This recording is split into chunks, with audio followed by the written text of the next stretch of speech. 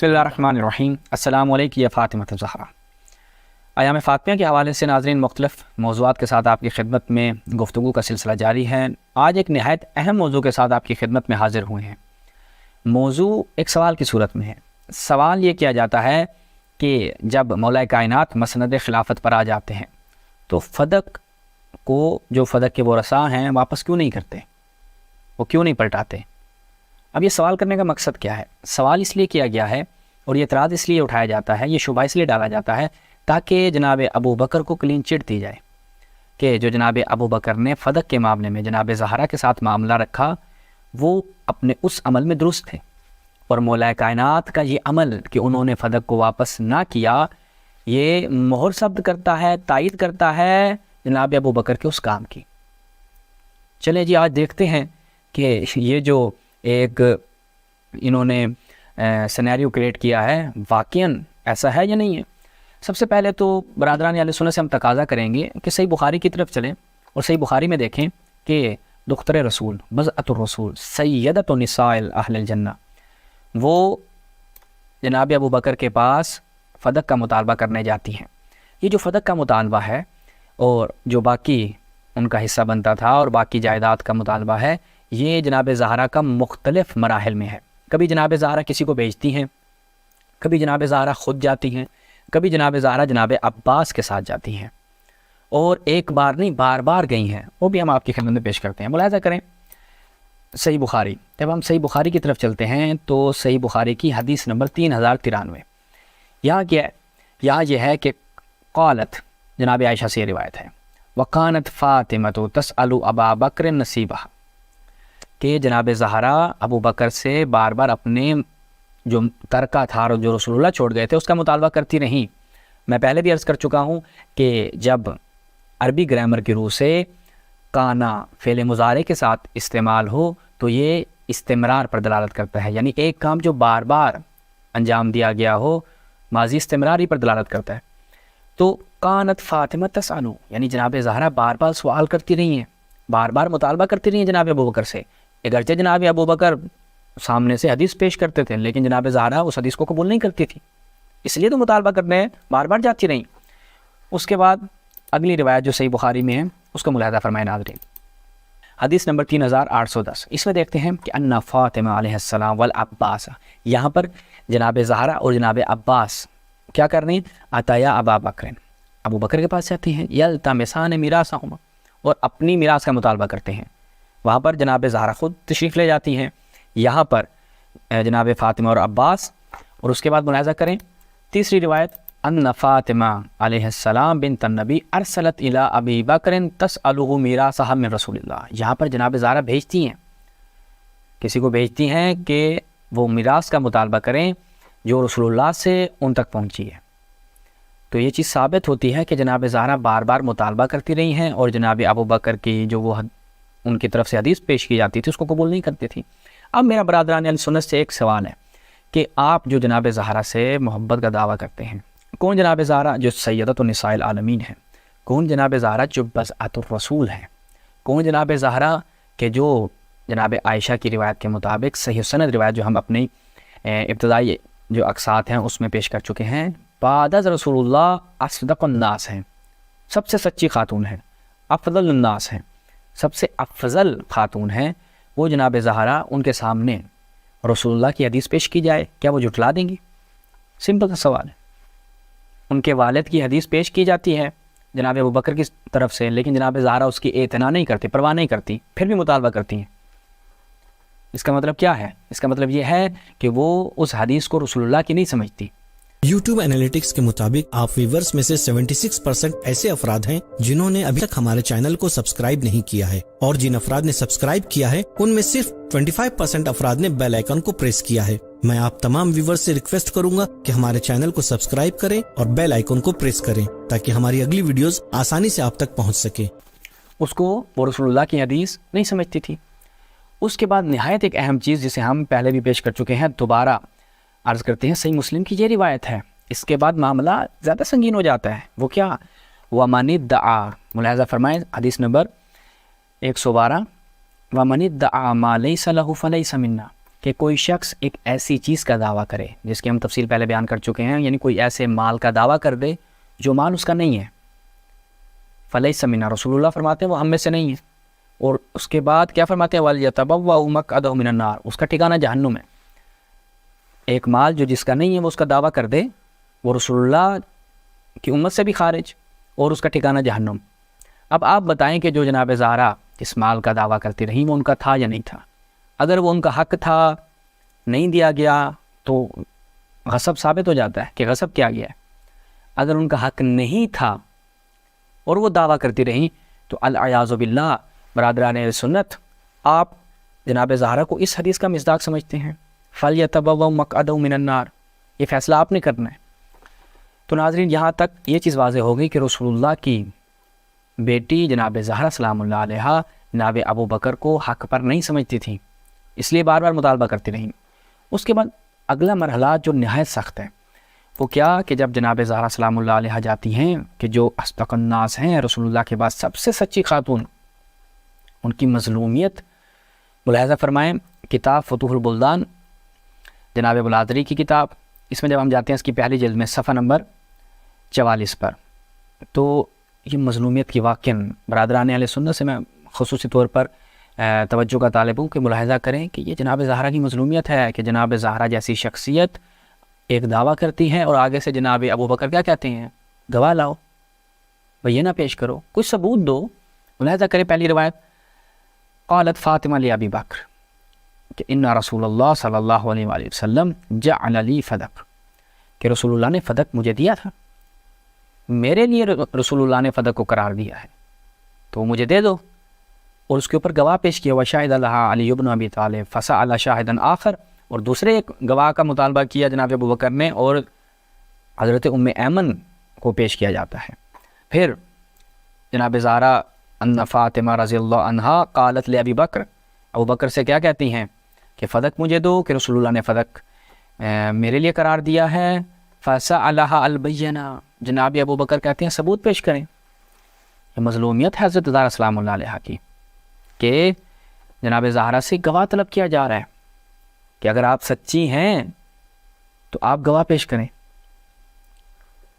اب برادران اہل سنت ذرا فکر کریں، تھوڑی سی فکر کریں کہ جو جناب زہرا سلام اللہ علیہ کہ جن کی مودت اجر رسالت ہے، قل لا اسألکم علیہ اجرا الا المودۃ فی القربى، رسول اللہ جو اجر رسالت طلب کر رہے ہیں وہ کس صورت میں طلب کر رہے ہیں کہ ان کے ذوی القربہ سے محبت اور مودت کی جائے۔ تو بعد از رسول اللہ جناب زہرا کے ساتھ کیا کیا جا رہا ہے، ان سے گواہ طلب کیے جا رہے ہیں کہ آپ گواہ پیش کریں اگر آپ سچی ہیں۔ تو اس پہلے مرحلے میں یہ چیز تو ثابت ہو گئی کہ جناب زہرا ابو بکر کو حق پر نہیں سمجھتی تھی۔ اس کے بعد اگلا مرحلہ کہ جو یہ اعتراض کیا جاتا ہے کہ مولا علی نے اس لیے واپس نہیں پلٹایا کیونکہ وہ ابو بکر کو سچا سمجھتے تھے، اس معاملے میں حق پر سمجھتے تھے، قطعاً ایسا نہیں ہے، یہ آپ کا فقط اور فقط ایک باطل گمان ہے۔ کیوں؟ کیونکہ آپ کے اس گمان کے اوپر مہر ثبت کر دیتی ہے صحیح مسلم کی یہ روایت۔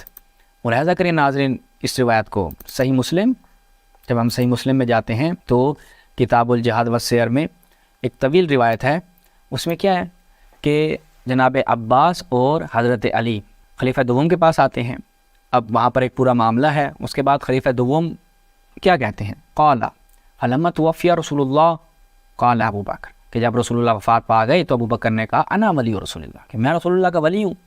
فجئتما تطلب میراثک من ابن اخیک، تو جناب عباس جو ہیں وہ اپنے بھائی کے بیٹے کی میراث کا مطالبہ کرنے آ گئے، ویطلب ھذا میراث امرأتہ من ابیہا، اور جناب علی اپنی زوجہ کی میراث کا مطالبہ کرنے آ گئے، یعنی آپ دونوں نے اپنی اپنی میراث کا مطالبہ کیا۔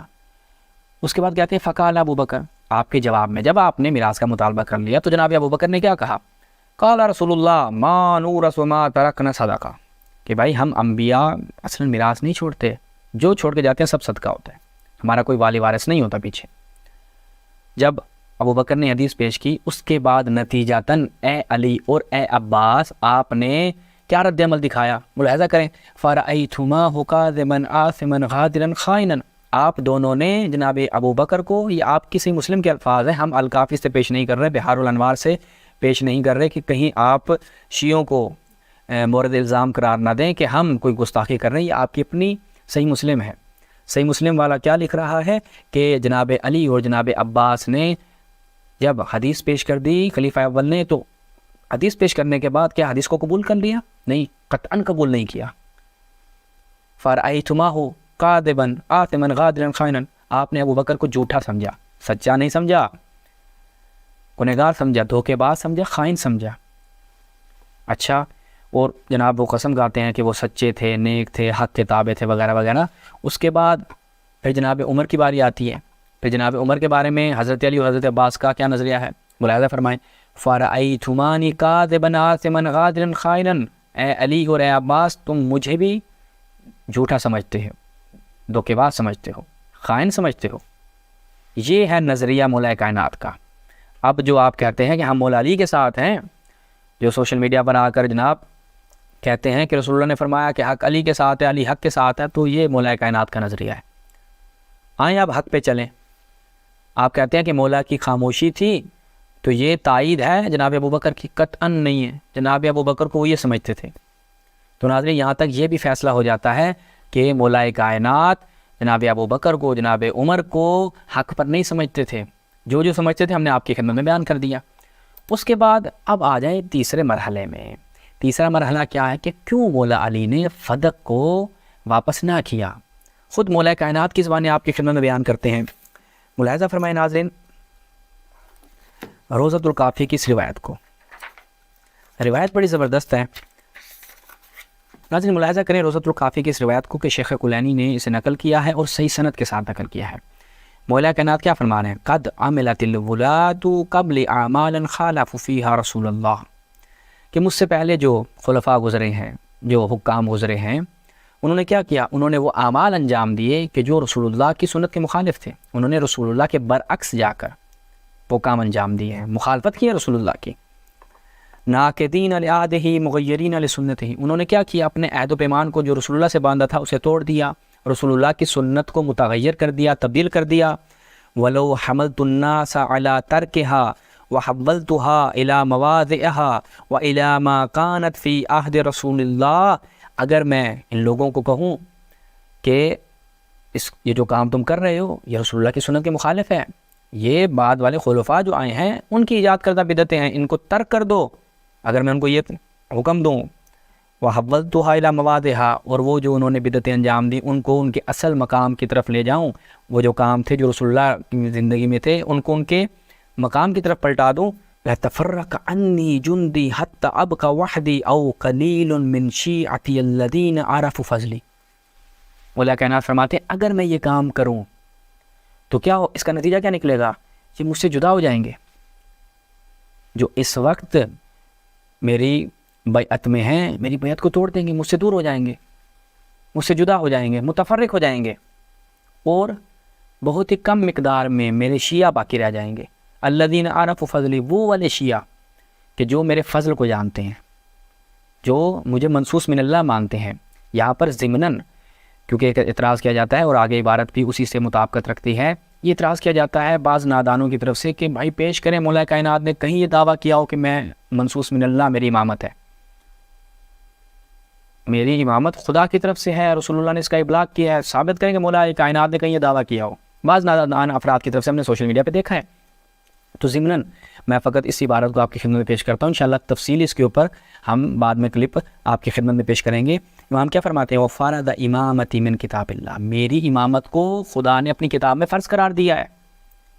اس سے واضح آپ کو نص چاہیے کہ مولا کائنات دعویٰ کریں کہ میری امامت منصوص من اللہ ہے، وسنت رسول اللہ، اور رسول اللہ کی سنت نے میری امامت کو فرض قرار دیا ہے۔ واضح طور پر امام فرما رہے ہیں کہ یہ جو میری امامت ہے منصوص من اللہ ہے، اور بہت کم شیعہ ہیں کہ جو میرے اس فضل کو پہچانتے ہیں۔ باقی جو افراد ہیں اگر میں یہ کام کروں، چونکہ انہوں نے پہلے والے خلفاء کی بھی بیعت کر رکھی تھی اور اسی ترتیب سے چلتے آئے اور میری بیعت کی، اگر میں ان خلفاء کی ان بدعتوں کو ختم کروں تو یہ سارے مجھ سے جدا ہو جائیں گے۔ اس میں سے ایک کام کیا ہے کہ اگر مجھے اس چیز کا خوف نہ ہوتا، وَرَدَدْتُ فَدَقَ إِلَىٰ وَرَثَةِ فاطمہ، اگر مجھے ان کے پلٹنے کا خوف نہ ہوتا، ان کے الٹے پاؤں پھر جانے کا خوف نہ ہوتا، تو میں فدق کے ورثاء کی طرف پلٹا دیتا، میں انہیں واپس کر دیتا۔ اس وجہ سے کہ یہ مجھ سے دور ہو جائیں گے، میں یہ کام نہیں کر رہا۔ اب یہاں پر ناظرین ایک اشکال یہ کیا جائے گا ان ہمارے برادران کی طرف سے کہ بھائی مولا علی تو شیر خدا ہیں، مولا کائنات کیسے ان لوگوں سے ڈر سکتے ہیں، اور ایک ایسا کام جو انہیں کرنا چاہیے تھا، وہ اگر حق پہ تھے تو ان کو کرنا چاہیے تھا، ان لوگوں کا خوف نہیں کرنا چاہیے تھا۔ تو یہاں پر مولا علیہ السلام کی بہادری کے اوپر حرف آتا ہے۔ اب چونکہ انہوں نے یہ اعتراض کرنا ہے تو اس اعتراض کا بھی ہم ساتھ ساتھ جواب دیے جاتے ہیں، تاکہ جب یہ اعتراض کریں تو ذرا ایک منٹ سوچیں کہ بھائی آپ کا یہ اعتراض مولا کائنات پہ نہیں، خود رسول اللہ پہ بھی ہے۔ جناب ملاحظہ کریں آپ کی صحیح بخاری، جب صحیح بخاری میں ہم جاتے ہیں حدیث نمبر 1583، حدیث نمبر 1583 ملاحظہ کریں، اس میں کیا بیان ہو رہا ہے؟ باب کیا ہے؟ فضائل مکہ اور کعبہ کی بنا کا بیان، فصل حج کا بیان ہے۔ اب وہاں پر جناب رسول اللہ صلی اللہ علیہ وسلم حضرت عائشہ سے کیا کہہ رہے ہیں؟ کہتے ہیں کہ تجھے معلوم ہے جب تیری قوم نے کعبہ کی تعمیر کی تو بنیاد ابراہیم کو چھوڑ دیا تھا۔ میں نے عرض کیا یا رسول اللہ پھر آپ بنیاد ابراہیم پر اس کو کیوں نہیں بنا دیتے؟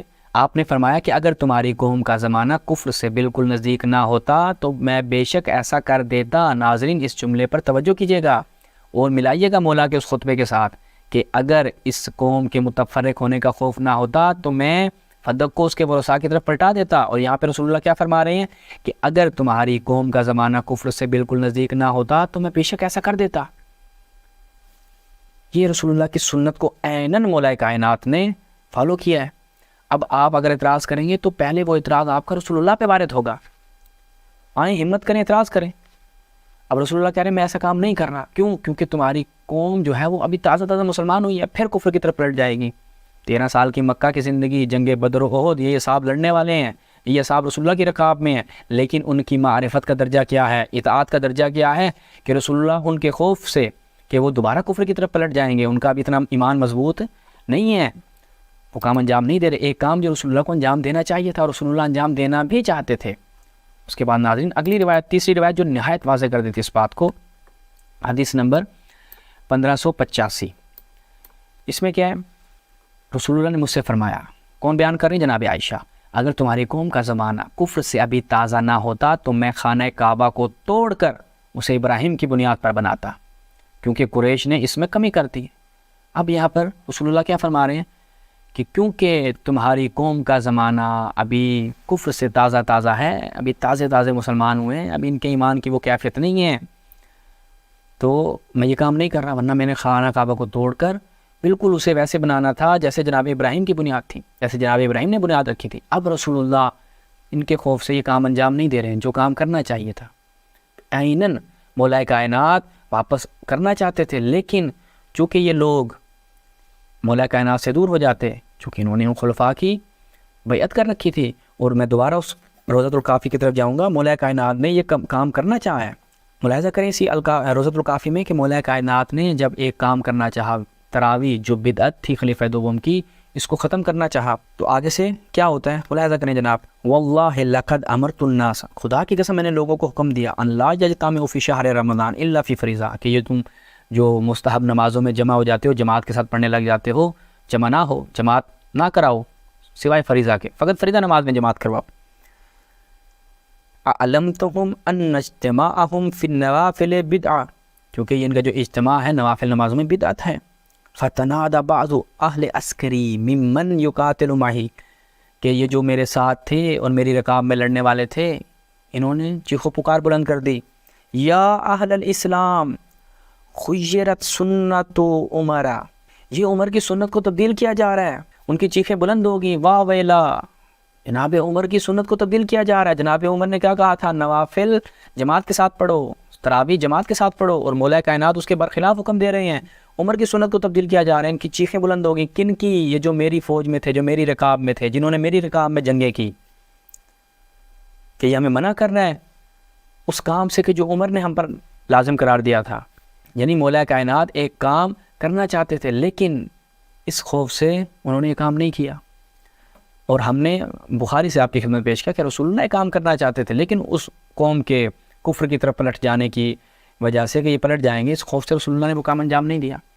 تو یہاں تک ان 3-4 مقدموں میں یہ بات واضح اور روشن ہو گئی کہ جناب زہرا سلام اللہ علیہا خلیفہ اول کو حق پر نہیں سمجھتی تھیں، اور اس حدیث کو رسول اللہ کی حدیث نہیں سمجھتی تھیں، اور جناب علی کا کیا نظریہ ہے وہ ہم نے صحیح مسلم سے آپ کی خدمت میں پیش کیا. فیصلہ آپ کریں. والسلام علیکم ورحمۃ اللہ. یا علی مدد. YouTube اینالیٹکس کے مطابق آپ ویورز میں سے 76% ایسے افراد ہیں جنہوں نے ابھی تک ہمارے چینل کو سبسکرائب نہیں کیا ہے، اور جن افراد نے سبسکرائب کیا ہے ان میں صرف 25% افراد نے بیل آئیکن کو پریس کیا ہے. میں آپ تمام ویورز سے ریکویسٹ کروں گا کہ ہمارے چینل کو سبسکرائب کریں اور بیل آئیکن کو پریس کریں تاکہ ہماری اگلی ویڈیوز آسانی سے آپ تک پہنچ سکے.